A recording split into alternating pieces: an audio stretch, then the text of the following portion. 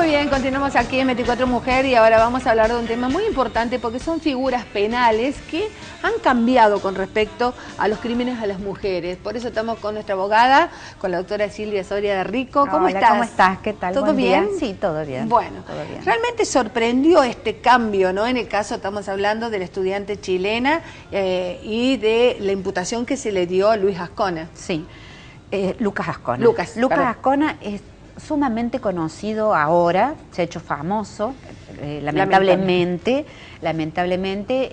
por el tema de la estudiante chilena, como para ubicarnos en cuál es el caso. Yo creo que ayer fue que se le dio la imputación, en donde se le imputa por femicidio agravado.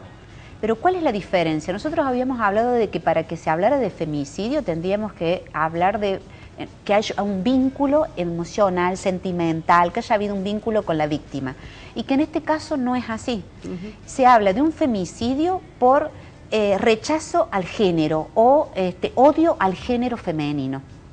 O sea que es una cosa absolutamente nueva que puede traer antecedentes, porque no ha habido una relación que lo vincule con la víctima, porque vamos a hablar nosotros con respecto a la personalidad del victimario. Claro. Esta persona tenía una personalidad totalmente desorganizada. No tenía conflictos, no se puede decir que ha tenido conflictos con la familia. Era una persona que tenía una situación económica bien, digamos, de nivel medio a alto. Es el padre el que lo entrega y dice, lo hago por amor. El padre y la hermana que lo reconocen por el video. Como diciendo, no puede ser. No puede ser que sea él. Y el padre dice, es el mejor acto de amor que he hecho hacia él, entregarlo a la policía y reconociendo que tiene alguna vinculación con el crimen de esta chica Nicole, la estudiante chilena. Se ha empezado a estudiar toda la personalidad de este sujeto porque llama la atención. Primero, viste que para estudiar en la criminología se estudia la víctima y el victimario. Qué relación, qué antecedentes tiene, si anteriormente cómo ha sido su educación, las circunstancias del hecho, cómo la mató, con qué la mató. Bueno, todas esas cosas se estudian en la criminología para saber por qué esta persona actuó de la manera que actuó. Y esto nos determina la imputabilidad de la persona, si es imputable o inimputable. En este caso, esta persona cometió el hecho en forma desorganizada. ¿Qué quiere decir? Que no fue premeditado. Él tenía 4 cuentas de Twitter. Viste que nosotros hablábamos que llevaba el arma y que la... Él llevaba el arma, pero no iba dispuesto a matarla a ella. Podría haber sido otra persona. Incluso una de las chicas que ha visto el video también lo reconoció como un atacante que ella había tenido un par de meses antes. Por ejemplo, yo otra cosa que escuché, que se vestía de negro antes de atacar. Sí, tenía una personalidad perversa en contra de las mujeres, manipuladora, violento, y que perseguía a víctimas, o sea, no a una víctima en particular, sino a víctimas que tuvieran un determinado perfil. Generalmente, bueno, primero mujeres. Segundo, la edad, entre 20 y 30 años. Tercero, que tuvieran un nivel medianamente alto. Después, la víctima no le importaba si era morocha, rubia, como sea. La seguía por Facebook, que nosotros habíamos hablado el otro día de los delitos informáticos. Este chico tenía 4 cuentas de Twitter, con distintos nombres. Tenía cuentas en Facebook, tenía 2 celulares. O sea, perseguía a víctimas y lo que llama la atención a los investigadores es que buscaba personas con el nombre de Luli o Mía. No sé por qué razón, pero había personas que se llamaban de ese nombre y las seguía por Facebook y a través de Twitter mandaba mensajes. Los Twitter hacen que vos, la ubicación de tiempo y espacio, es decir, dónde estaba esa persona en ese momento. Entonces él, a través de un estudio, porque se ha secuestrado todos estos elementos, se sabe cuál era la personalidad de la víctima, dónde iba, qué hacía, qué amigas tenía, ¿me entendés? Entonces él empezaba a perseguirlas para crear un vínculo. Con esta chica aparentemente se conocían, pero no tenían ninguna relación afectiva. La empieza a seguir porque sabe que trabajaba en un determinado lugar, la empieza a seguir, él roba un bisturí, no lo compra, sino que lo roba, Porque él había tenido un episodio hacía unos días en donde había simulado un asalto. Él estaba herido, o sea que la policía tiene que determinar si estas heridas que él tenía en ese supuesto asalto que él dice que había sido víctima, no había sido con respecto a un ataque a otra persona. A otra persona.